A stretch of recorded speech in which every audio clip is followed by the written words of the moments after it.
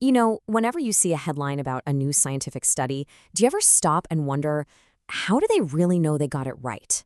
Well, the search for truth in research is honestly a tough road. Even the best, most careful studies can run into all sorts of pitfalls that can hide what's actually going on. So today, we're going to walk through that minefield together and figure out how researchers sort fact from fiction. So let's just dive in with a real-world puzzle. A while back, a study came out, and it made a pretty big splash. It suggested that, yeah, kids who slept with a nightlight were more likely to become nearsighted. It was all over the news. But was it actually true? This is exactly the kind of thing researchers dig into, and as you're about to see, that first simple answer was definitely not the whole story. I like to think of it like this. To find a valid answer, every scientist has to run what I call the investigator's gauntlet. It's a series of challenges, right? There are basically three major alternative explanations they have to rule out before they can say, okay, we really found something. We're talking about random error, bias, and confounding. If you can get past all those, you might have just discovered something real. Okay, so here we are at the first big fork in the road.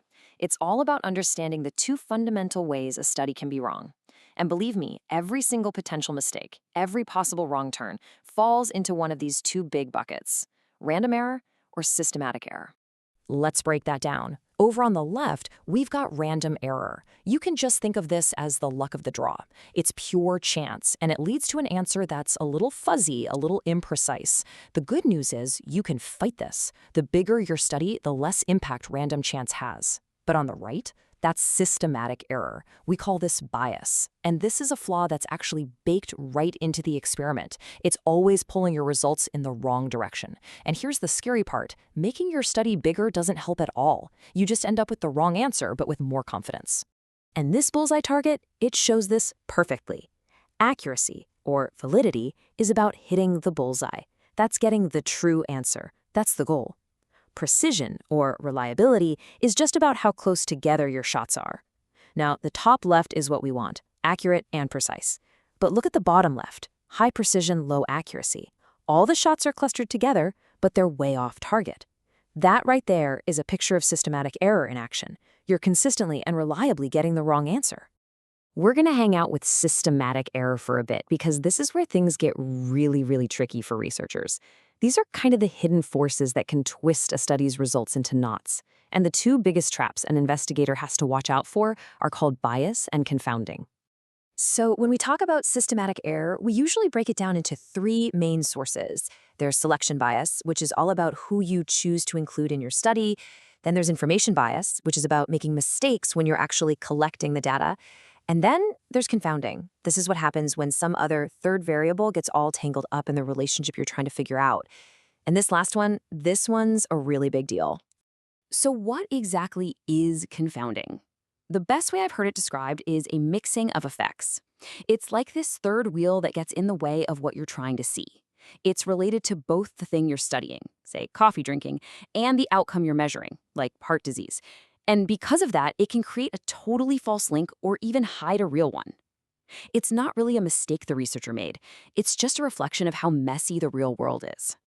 All right, let's circle all the way back to our nightlight question. It turns out the nightlight wasn't the bad guy at all. When other researchers dug in, they found something fascinating. Parents who were nearsighted themselves were just more likely to put a nightlight in their kids' room. And, of course, they were also more likely to pass on the genes for nearsightedness to their kids. So, parental myopia, that was the confounder. It was mixing up the effects, making it look like nightlights were the cause, when the real culprit was genetics all along. Okay, get ready for a sharp turn here. Everything we've talked about so far, random error, bias, confounding, those are all problems. They're mistakes or issues that a researcher needs to get rid of.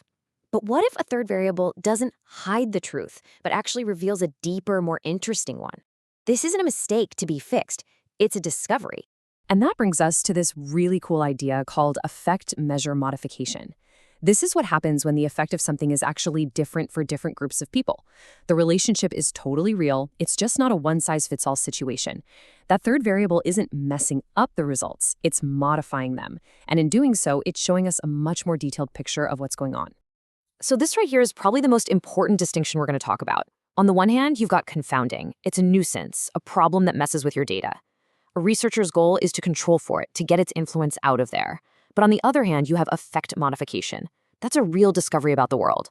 The goal isn't to get rid of it, the goal is to shout it from the rooftops, to describe it because it tells you something fundamentally important. And here's a fantastic example. Let's imagine we're studying the link between smoking and heart attacks. If we look at our data, we might find that for women who smoke, their risk of a heart attack is 1.5 times higher than non-smokers. But for men who smoke, their risk is 4 times higher. See? The effect is real for everybody, but gender modifies that effect. The risk is just so much stronger for men. That's not a bias to fix. That is a critical finding you need to report. So we've made it through the gauntlet. We've seen how a study can get thrown off by just plain bad luck, by flaws in its design, and by these sneaky, hidden variables. So why does any of this matter to you? Well, because understanding these ideas is what turns you from a passive consumer of headlines into a smart, critical reader of science.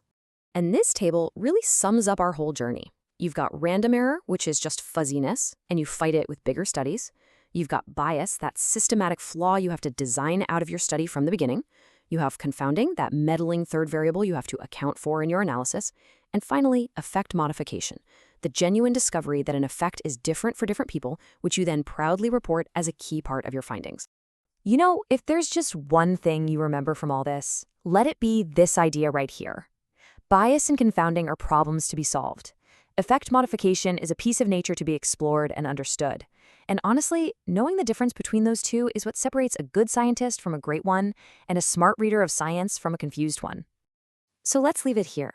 The next time you see some splashy headline about coffee or red wine or a new health risk, what's the first question that's going to pop into your head? Are you going to wonder about who was actually in the study? Or maybe what other factors could be mixing up the results? Or maybe, just maybe, you'll wonder if the real story is that the effect isn't the same for everyone.